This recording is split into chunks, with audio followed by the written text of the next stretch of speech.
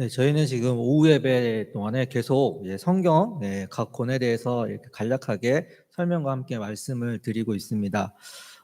지난번에 말씀드렸으나 아마 여러분들 대부분이 기억이 나지 않을 거라 생각을 합니다. 그래서 다시 한번 말씀드리고자 합니다.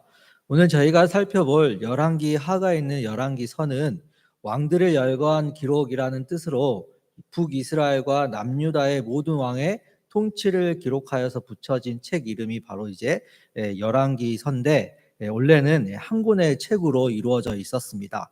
그런데 이제 히브리어를 구약 성경 히브리어로 된 이 구약 성경을 헬라어로 번역한 70인 역에서 번역을 해보니까 분량이 너무 많은 거예요. 그래서 사무엘서도 마찬가지로 이 분량이 너무 많아서 상하권 두 권으로 이렇게 나누어진 거죠. 그래서 70인역에서 사무엘 상하를 보면 왕국기 1서, 왕국기 2서라고 부르고 열왕기 상하를 왕국기 3서, 왕국기 4서라고 합니다. 그 내용을 보면 사무엘서는 다윗을 중심으로 이야기가 전개되면서 이스라엘의 나라가 견고히 세워지는 그런 내용을 담고 있습니다. 그에 반해 열왕기서는 솔로몬 시대의 최고의 정점을 찍었다가 쇠락의 길을 보여주고 있는 내용이 바로 이제 열왕기서에 담겨져 있습니다. 그리고 오늘 살펴볼 열왕기하는 열왕기상에서 시작된 분열 왕국의 이야기를 중단 없이 이어가면서 그 쇠락의 끝판인 이 멸망에 관한 내용이 기록되어 있습니다. 그러나 이스라엘 백성의 죄악으로 인하여 멸망의 과정으로 가는 가운데에서도 하나님께서는 또한 그 멸망 후에도 자기 백성에 대한 그런 사랑을 보여주고 있다라는 것입니다. 그렇다면 열왕기서에서 보여주고 있는 하나님의 그 사랑은 무엇일까요? 그리고 그 사랑에 대해 우리가 보여야 할 모습은 무엇일까요? 바로 오늘 열왕기하를 통해서 함께 나눠보고자 합니다. 열왕기하는 좀 전에도 말씀드렸듯이 열왕기상에서 시작된 분열 왕국의 이야기가 중단 없이 계속해서 이어가고 있습니다. 그리고 이 분열 왕국의 이야기로 구성된 열왕기하는 크게 두 부분으로 나눌 수 있습니다. 먼저 1장에서부터 17장까지인데 1장에서부터 17장까지는 두 나라의 왕들을 교차하며 그들의 역사를 추적하고 있다가 북이스라엘의 멸망을 다루고 있습니다. 그리고 18장부터 25장까지는 북이스라엘의 멸망 후 남아있는 남유다도 끝내 멸망의 순간을 맞이하는 그런 내용으로 크게 이렇게 두 부분으로 나누어져 있습니다. 먼저 1장을 보면 이스라엘 역사상 하나님이 보시기에 가장 악한 왕이라고 할 수 있는 아합 왕이 죽자 그를 대신하여 왕위에 오른 그의 아들 아하시아가 난간에 떨어져서 병들게 된 이야기부터 시작을 합니다. 아하시아는 자신이 병들자 에그론의 신 바알 세붑에게 이 병이 나을 수 있는지 물어보라고 사신들을 보냅니다. 이때 엘리야가 등장을 합니다. 엘리야는 아하시아의 사신들에게 이스라엘의 하나님이 없어서 에그론의 신 바알 세붑에게 물어보느냐라고 말하며 올라간 침상에서 아하시아는 내려오지 못하고 반드시 죽을 것이다 라고 하는 그런 하나님의 말씀을 전합니다. 그 말을 전해 들은 아하시아는 엘리야를 데리고 오기 위해서 3번이나 50부장과 군사들을 보냅니다. 이때 하늘에서 불이 내려와 50부장과 군사들을 2번이나 죽게 되죠. 그러나 무릎을 꿇어 엎드려 간구한 3번째 50부장에 의해 엘리야는 아하시아 앞에 가게 되고 그에게 다시 한번 죽음을 선포합니다. 그리고 그 선포대로 아하시아는 침상에서 내려오지 못한 채 죽음을 맞이하게 됩니다. 아하시아의 죽음 이후 엘리야의 뒤를 이어서 이제 새로운 선지자인 엘리사가 등장을 합니다. 엘리야는 자신의 후계자로 엘리사를 세우게 된 것이죠. 그리고 엘리야는 죽음을 맛보지 않고 다들 알다시피 하늘로 올라갑니다.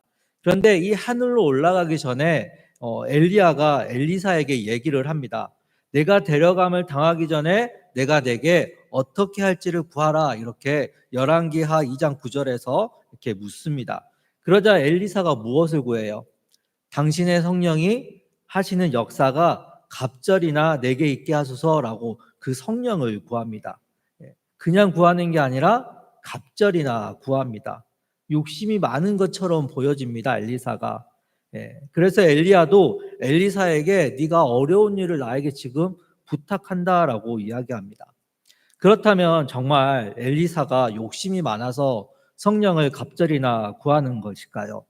갑절이라고 하는 것은 두 몫을 의미합니다.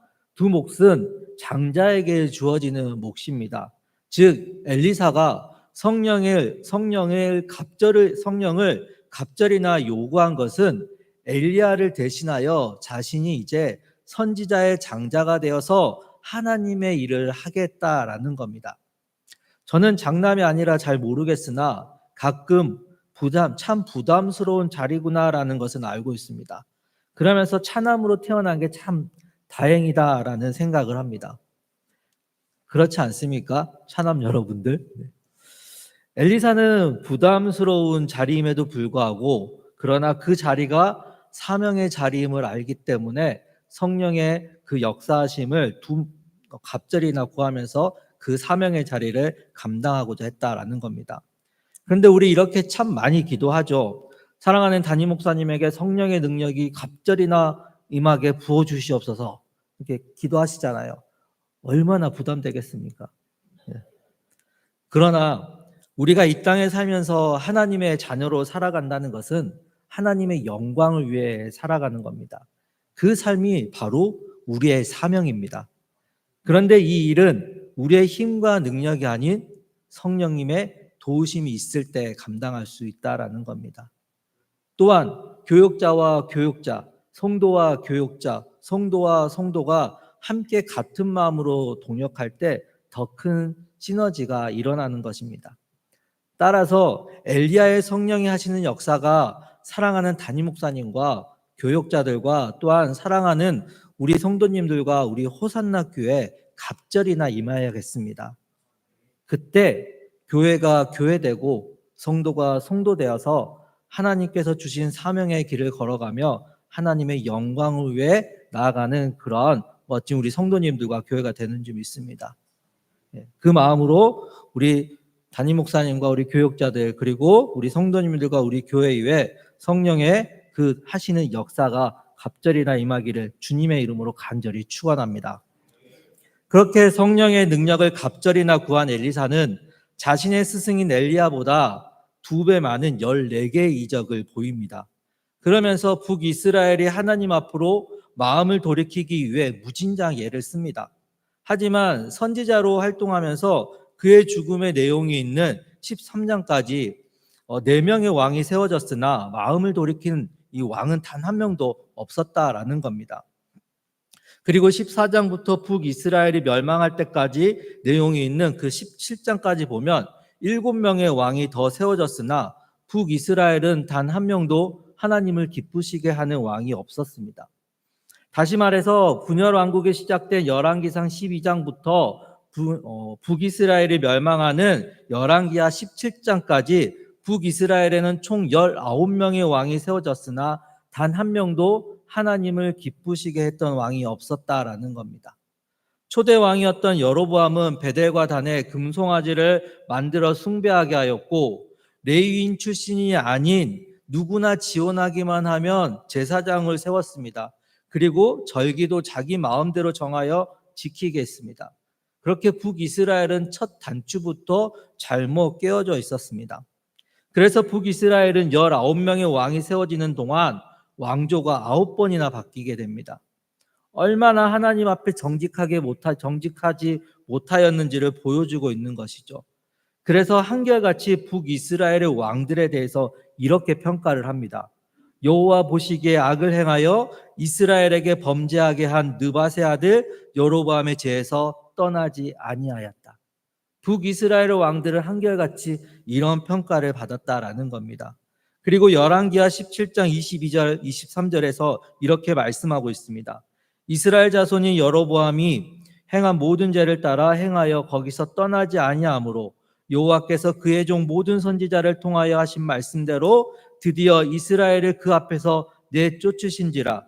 이스라엘이 고향에서 아수르에 사로잡혀 가서 오늘까지 이르렀더라. 결국 BC 722년에 북이스라엘은 마지막 왕인 호세아 때 아수르에 의해 멸망을 당합니다. 그리고 아수르의 혼혈 정책에 의해서 북이스라엘은 순수 혈통이 사라집니다. 그리고 그 혼혈족이 바로 사마리아인이라고 부르게 됩니다. 그렇다면 남유다는 어땠을까요?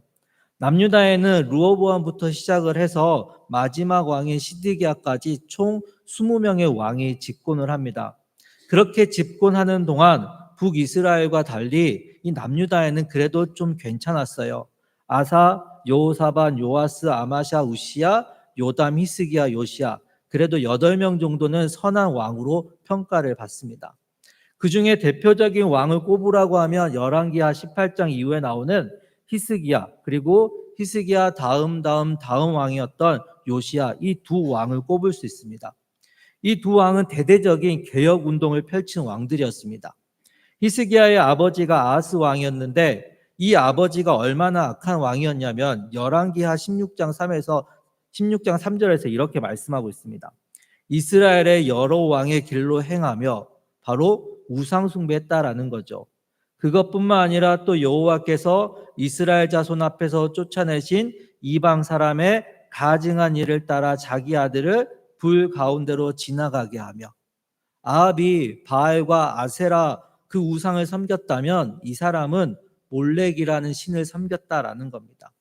더 가관인 건 뭐냐면 우상을 섬기는 것도 모자라서 성전에, 하나님께 예배하고 제사 드리는 그 성전에 아수르의 그 제단을 설치하고 이방 신전으로 만들어 버렸다라는 겁니다. 다시 말해 백성들이 성전을 이용할 수 없게 만들어 버린 겁니다. 그 아버지에게서 태어난 아들이 누구였느냐? 바로 히스기야였습니다. 그런데 자신의 아버지의 길을 따르지 않았고 히스기야는 오히려 폐쇄되었던 성전을 정화시킵니다. 그리고 유월절을 회복시키고 모든 산당을 회파할 뿐만 아니라 모세가 만들었던 놋뱀을 사람들이 우상처럼 여기자 그것 역시 제거해 버렸습니다. 그만큼 히스기야는 하나님만을 섬기고 의지하려는 그런 왕이었습니다. 그리고 자신의 때 북이스라엘을 멸망시킨 아수르가 쳐들어오자 열왕기하 19장을 보면 히스기야는 하나님께 기도했습니다.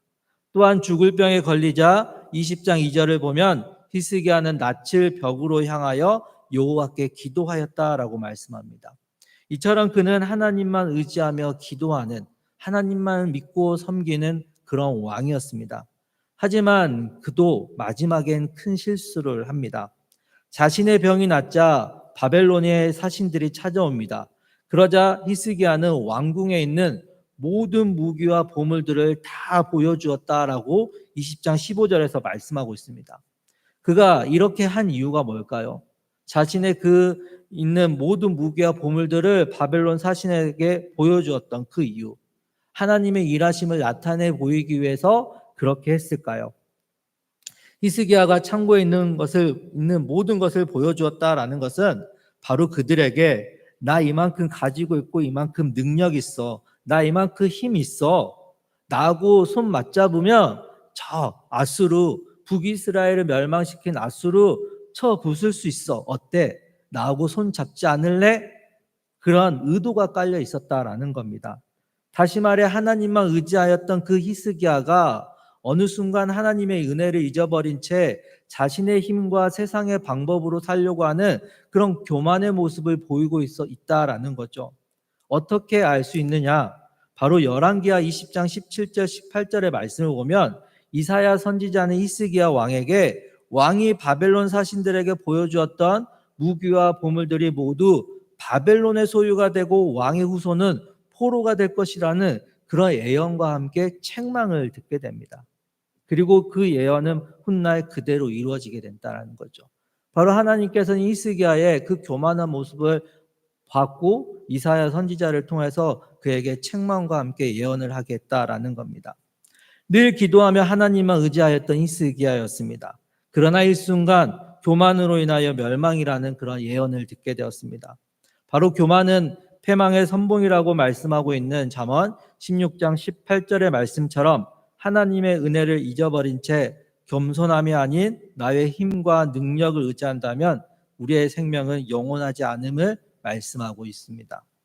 예수 그리스도는 바로 그 겸손함으로 이 땅에 오셨고 그 겸손함으로 하나님의 말씀을 붙잡았고 그 겸손함으로 십자가를 지셨습니다. 그리고 그 겸손함이 있으셨기에 우리에게 영원한 생명이 임하게 되었습니다.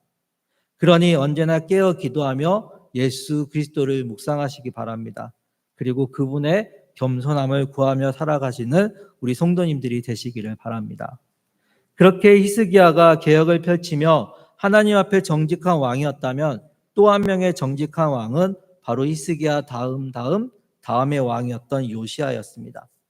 요시야 하면 생각나는 것은 율법책입니다. 히스기야와 요시야 사이에 므낫세와 아몬 두 왕이 있었습니다. 이들은 하나님 앞에 심하게 타락한 왕이었습니다. 그러니 당연히 히스기야가 왕이 될 때처럼 그 성전도 엉망이었겠죠. 그래서 하나님 앞에 정직히 행한 요시야 왕은 성전을 수리했습니다. 이때 발견한 것이 율법책입니다. 그리고 율법책을 서기관이 읽자 요시야 왕은 크게 회개합니다. 그리고 이렇게 말을 합니다. 열왕기하 22장 13절의 말씀인데 우리 열왕기하 22장 13절의 말씀을 다 함께 한 목소리로 읽겠습니다. 열왕기하 22장 13절의 말씀입니다. 시작. 너희는 가서 나와 백성과 온 유다를 위하여 이 발견한 책의 말씀에 대하여 여호와께 물으라. 우리 조상들이 이 책의 말씀을 듣지 아니하며 이 책에 우리를 위하여 기록된 모든 것을 행하지 아니하였으므로 여호와께서 우리에게 내리신 진노가 크도다. 네, 요시야는 깨달았습니다. 왜 이스라엘이 분열되었는지, 왜 이스라엘이 쇠락의 길을 걸어가게 되었는지, 왜 북이스라엘이 멸망당했는지 깨달았습니다. 그리고 회개했습니다. 그래서 여선지자 훌다로부터 율법책대로 재앙을 받겠지만 요시야의 회개를 들으신 하나님께서 그의 시대에는 재앙을 내리지 않을 것이라는 예언을 듣게 됩니다. 바로 하나님의 말씀을 지키지 않았다라는 것을 요시야는 알고 있었다라는 거죠. 그리고 요시야는 대대적으로 종교개혁을 단행합니다. 남쪽뿐만 아니라 북쪽의 우상까지 모두 제거해버립니다. 사사시대 이후 제대로 지켜지지 않았던 유월절을 율법대로 제대로 지켜나갑니다. 그런 요시야에 대해 성경은 이렇게 평가하고 있습니다. 우리 오늘 본문의 말씀인 열왕기하 22장 2절의 말씀을 함께 읽겠습니다. 열왕기하 22장 2절입니다. 시작. 요시야가 여호와 보시기에 정직히 행하여 그의 조상 다윗의 모든 길로 행하고 좌우로 치우치지 아니하였더라. 그리고 23장 25절에서 다시 한번 이렇게 평가합니다. 한 장 넘겨서 23장 25절의 말씀을 함께 읽도록 하겠습니다. 23장 25절입니다. 시작. 요시야와 같이 마음을 다하며 뜻을 다하며 힘을 다하여 모세의 모든 율법을 따라 여호와께로 돌이킨 왕은 요시야 전에도 없었고 후에도 그와 같은 자가 없었더라. 아멘. 그렇게 요시야는 하나님의 말씀인 율법에 좌우로 치우치지 아니하였다고 합니다. 왜냐하면 쇠락한 이스라엘의 회복이 바로 말씀에 순종했다는 것을 알았기 때문이었습니다. 그래서 요시야는 마음을 다하며 뜻을 다하며 힘을 다하여 하나님을 사랑하라고 하는 그 신명기의 말씀에 따라서 하나님을 사랑하며 그 말씀을 지켜나갔습니다. 그랬더니 그의 시대에 남유다의 멸망이 이루어지지 않을 것이라는 약속의 말씀을 받습니다. 그러나 요시야에 이어 세워진 4명의 왕은 요시야의 길을 따르지 않았고 좌우로 치우쳤습니다. 그로 인하여 BC 586년 남유다의 20번째 왕인 시드기야 때 이사야 선지자를 통하여 하신 그 예언대로 바벨론에 의해 멸망을 당하며 분열 왕국의 역사는 끝을 맺게 됩니다.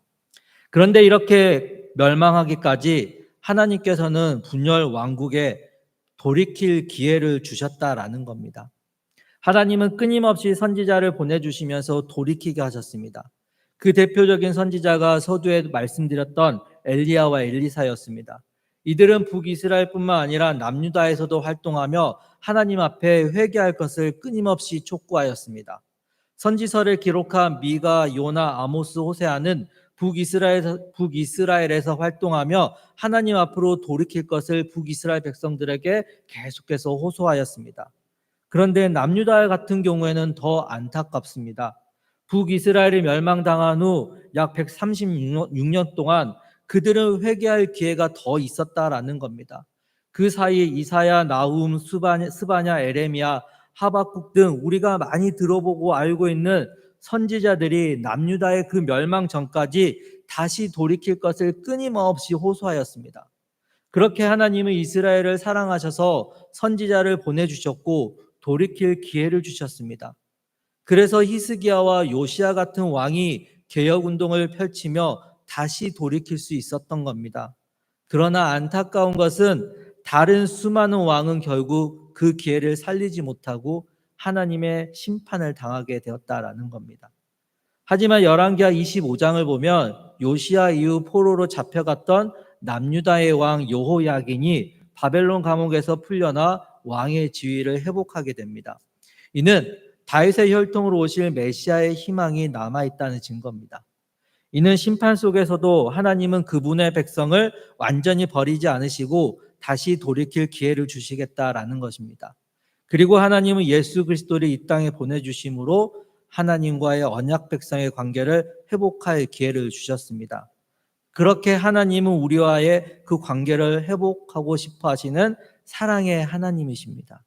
그리고 그 하나님께서 여전히 우리에게 오늘도 말씀하고 계시다라는 겁니다. 따라서 우리가 이 세상에서 할 일이 무엇이겠습니까? 우리 오늘 본문의 말씀을 다시 한번 읽어보도록 하겠습니다. 오늘 본문 22장 2절의 말씀 다시 한번 읽겠습니다. 시작. 요시야가 여호와 보시기에 정직히 행하여 그의 조상 다윗의 모든 길로 행하고 좌우로 치우치지 아니하였더라. 바로 하나님의 말씀, 오늘도 우리에게 주시는 그 하나님의 말씀을 좌우로 치우치지 않고 순종함으로 살아가는 것입니다. 그 순종이 있을 때 우리는 하나님과의 관계가 회복될 수 있고 그분과 친밀함을 유지할 수 있습니다. 그분과 깊은 사랑의 언약 관계를 맺을 수 있습니다. 그리고 오늘 바로 지금 이 순간 하나님과 깊고 친밀한 사랑의 관계를 회복할 기회의 시간입니다. 어제 저희 아내랑 아들이 유치원에서 내준 과제를 하기 위해서 도서관을 다녀오기 위해서 집을 나섰다고 합니다. 그리고 이제 아내는 이제 나가기 전에 이제 나가는 김에 점심도 먹고 이렇게 좀 즐거운 시간을 보내려고 생각을 하고 이제 나가면서 오늘 엄마랑 데이트하는 거야 라고 이렇게 얘기했대요. 그랬더니 아들이 예? 그랬다는 거예요. 그래서 너 데이트가 뭔지 알아? 그랬더니 아들이 그랬대요. 여자 사람과 같이 밥 먹는 거. 그랬답니다.